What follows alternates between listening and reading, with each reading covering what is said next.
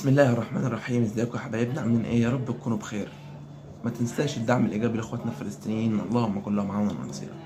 الاهلي يفوز على بيراميدز بثلاث اهداف مقابل هدفين، ويبينوا لنا ان الدوري المصري ليه قيمه.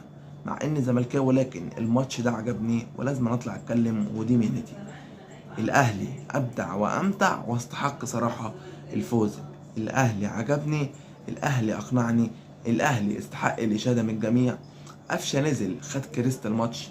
قفشه ابدع وامتع، وهيستحق انه هيلعب اساسي من الماتش الجاي مع النادي الاهلي امام مودرن سبورت فيوتشر سابقا.